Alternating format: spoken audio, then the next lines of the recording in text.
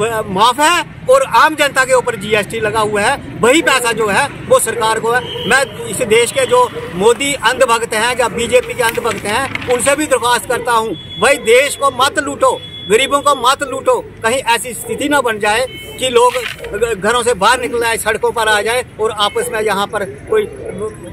Civil वार शुरू हो जाए। ऐसा बंद कर दो। एसबीआई से रिक्वेस्ट करता हूँ कि फौरन हम नहीं मांग रहे हैं डाटा कौन मांग रहा है? डाटा सुप्रीम कोर्ट मांग रहा है। सुप्रीम कोर्ट जो है वो एक स्तंभ है लोकतंत्र का। इसका मतलब है प्रधानमंत्री नरेंद्र मोदी, बीजेपी, एसबीआई मिलकर लोकतंत्र की हत्या करना चाहते हैं। मैं रिक्वेस्ट करूंगा एसबीआई से कि जल्द से जल्द सुप्रीम कोर्ट के जो आदेश है, जो ऑर्डर पास किया है, उसकी लिस्ट फौरन जारी करो, नहीं तो पूरे देश में आंदोलन होगा। और शर्मनाक वाकया है जिसको लेकर आज कांग्रेस पार्टी को पूरे प्रदेश में और देश में धरने पे बैठना पड़ रहा है कि जैसे कि हम सब जानते ही हैं कि सुप्रीम कोर्ट ने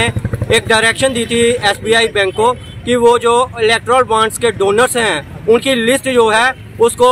सुप्रीम कोर्ट के आगे रखे और लोगों को भी जो वो है, सुप्रीम कोर्ट ने कहा था कि लोगों को भी अधिकार है कि वो भी जो है इलेक्ट्रल बॉन्ड के जो डोनर्स हैं उनकी जानकारी ले सकते हैं। लेकिन बड़े ही शर्मनाक तरीके से एसबीआई ने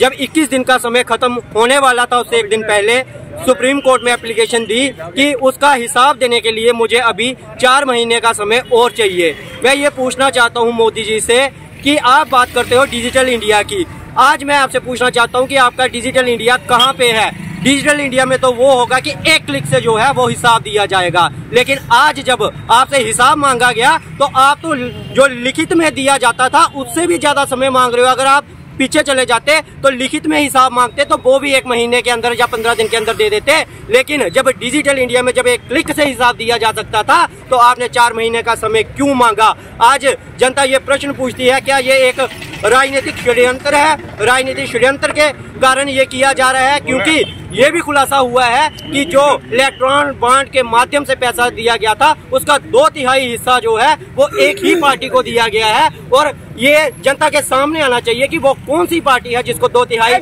जो बॉन्ड का पैसा है वो दिया गया है और क्या उसके बदले में देश की कोई संपत्ति उनको बेची तो नहीं गई। आज हम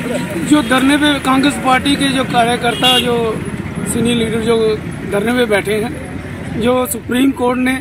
जो इनके लिए चंदे के बारे में जो लिस्ट जारी की है, जो इनकार कर रहे हैं, 6 महीने का वक्त मांग रहे हैं। आज जो मोदी जी और बीजेपी सरकार जो बोल रही है कि आज डिजिटल जमाना है, आज हिंदुस्तान के हर बच्चे के भी और हर आदमी का जो हिसाब किताब ये रखते हैं और हर पार्टी का जो हिसाब किताब रखते हैं। जब इनकी अपनी बारी आती है तो जो 6 महीने का वक्त क्यों मांग रहे हैं? आज हर आदमी का जो डिजिटल डिजिटल के जरिए जो एक सेकंड में एक खाता खुल जाता है, पता चल जाता है जी आदमी कितने पानी में है, जी पार्टी कितने पानी में है, इसका कितना चंदा इनके पास है, कितना रुपया इनके पास है। लेकिन जब अपनी बारी आ रही है तो जो इनको मतलब 6 महीने का वक्त मांग रहे हैं, जो इसलिए मांग रहे हैं कि ये चोरी को छिपाना चाहते हैं, ये सीना चोरी करना चाहते हैं और सुप्रीम कोर्ट का ऑर्डर भी नहीं मानते हैं। हम इसलिए धरने में बैठे हैं, लोगों को जागरूक होना चाहिए। आज हम यहाँ पर एसबीआई बैंक के सामने धरने पर बैठे हैं और हमारे पूरे हिंदुस्तान में आज डिस्ट्रिक्ट हेडक्वार्टर्स पर इसके एसबीआई बैंक के खिलाफ जो है वो हम धरना दे रहे हैं, क्योंकि माननीय सुप्रीम कोर्ट ने जो आदेश जारी किया है कि 15 मार्च के पहले जो है वो हिसाब दिया जाए जो भी इसके पास को फंड्स वगैरह आए हैं बीजेपी के पास। लेकिन बीजेपी पार्टी जो है अपना फंड छुपाने के लिए ये एसबीआई बैंक पर दबाव डाल रही है कि आप जो है ना वो हिसाब देने में हिसाब ना दो, और वो भी बैंक जो है वो टाल मटोल कर रहा है, जो कि एक सुप्रीम कोर्ट का आदेश है। अगर ये मोदी सरकार जो है, एक जो हमारा उच्च न्यायालय है पूरे भारतवर्ष का, तो इसकी भी नहीं मान रहा है, ये तो हमको तो ये पता चल रहा है कि ये जो है ये लोकतंत्र की बिल्कुल हत्या कर रही है। आज का धरना एसबीआई के खिलाफ है, क्योंकि जी एसबीआई ने पिछले दिन सुप्रीम कोर्ट की गल नहीं मनी, क्योंकि